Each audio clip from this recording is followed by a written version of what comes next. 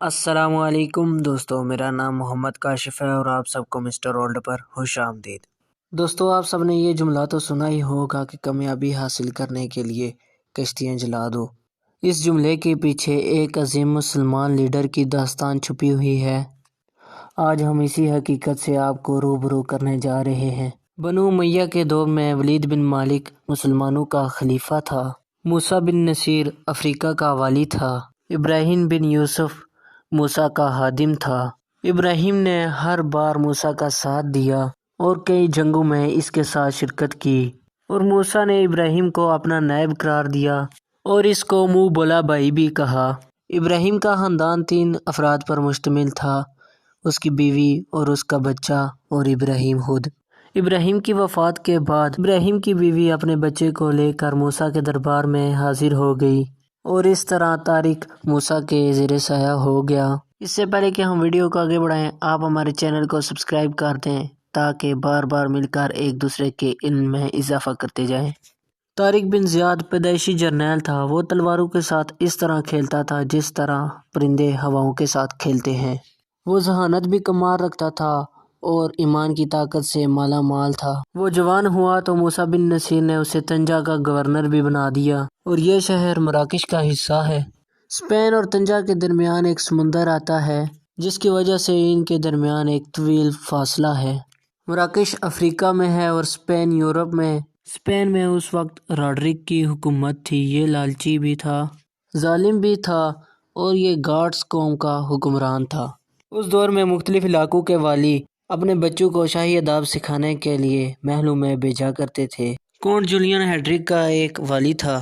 اس کی بیٹی انتہائی خوبصورت تھی اور وہ محل سے وابستہ تھی۔ بادشاہ کی نظر اس کی بیٹی پر پڑ گئی اور اس لڑکی کا نام فلورینڈا تھا۔ بادشاہ نے اس کو محل میں بلایا اور اس کے ساتھ ناجائز حرکات کی۔ فلورینڈا نے باپ کو سب واقعہ سنا دیا۔ اس کا باپ بادشاہ کے سامنے گیا اور اس سے چھٹیوں کے بہانے بیٹی کو محل سے باہر لے گیا، اور جب وہ دربار میں گیا اور بادشاہ نے اس سے پوچھا کہ جولین، تم میرے لیے اس بار کوئی تحفہ نہیں لائے؟ اور اس نے ادب سے کہا کہ میں آپ کے لیے اگلی بار ایسا تحفہ لاؤں گا کہ لوگ صدیوں تک یاد رکھیں گے۔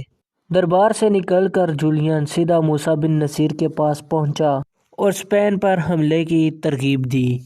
موسیٰ بن نصیر نے طارق بن زیاد اور طارق بن مالک کو دونوں کو 7,000 لشکر کے ساتھ جولین کے ساتھ اسپین روانہ کر دیا۔ یہ دونوں ایمان کے جذبے سے مالا مال تھے اور جہاد کا جذبہ کوٹ کوٹ کے بھرا ہوا تھا۔ اسپین کی سرزمین میں داخل ہوتے ہی اسپین کے بڑے بڑے شہر فتح کر لیے۔ طارق بن مالک جس ساحل پر اترا اس کو طریفہ کا نام دے دیا گیا اور وہاں پر ایک شہر آباد ہو گیا، اور یہ شہر آج بھی موجود ہے۔ اور طارق بن زیاد جبرالٹر پر اترا اور جہازوں کو آگ لگا دی۔ اس کے پاس 7,000 سپاہیوں کا لشکر تھا، جبکہ راڈرک 40,000 سپاہیوں کے لشکر کے ساتھ میدان میں اترا۔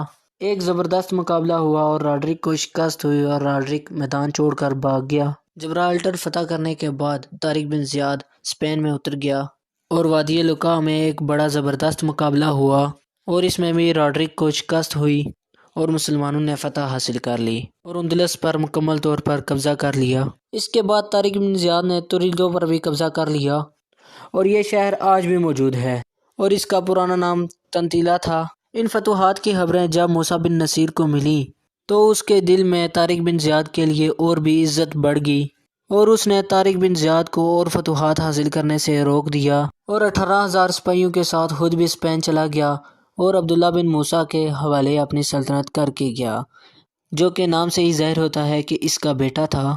موسیٰ اس لشکر کو قرطبہ تک لے گیا۔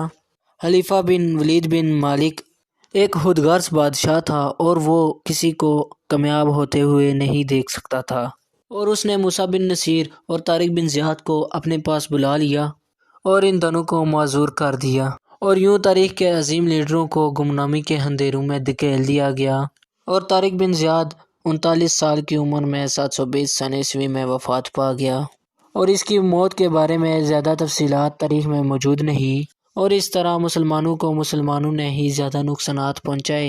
طارق بن زیاد اور موسیٰ بن نصیر تاریخ کے گمنام صحراؤں میں گم ہو گئے، مگر اسپین اور جبرالٹر آج بھی موجود ہیں، اور ان علاقوں کے موجود ہوتے ہوئے کوئی طارق بن زیاد کو بھول نہیں سکتا۔ موسیٰ بن نصیر کی سلطنت خطرے میں پڑ گئی اور عبداللہ بن موسیٰ کو قتل کر دیا گیا، اور یہ سلطنت کے لیے ایک بڑا جھٹکا تھا۔ لیکن 788 میں عبداللہ اول نے پہلی اسلامی سلطنت کی بنیاد رکھی اور یوں مسلمانوں نے پھر سے اپنا جذبہ دکھایا۔ طارق بن زیاد ایک عظیم لیڈر تھے اور انہوں نے اپنا نام جلد ہی بنا لیا۔ جذبہ ایمانی اور کمال کی ذہانت ہی تھی جس کی وجہ سے طارق بن زیاد آسمان کی اونچائیوں میں پہنچ گئے اور ان کا نام تاریخ کی کتابوں میں سنہری حروف میں آج بھی موجود ہے۔ اللہ سے دعا ہے کہ ہم میں سے بھی کوئی اسلام پر عمل کرنے والا لیڈر آئے اور غریبوں اور مسکینوں کے دکھ درد سمجھے۔ آمین ثم آمین۔ پاکستان زندہ باد۔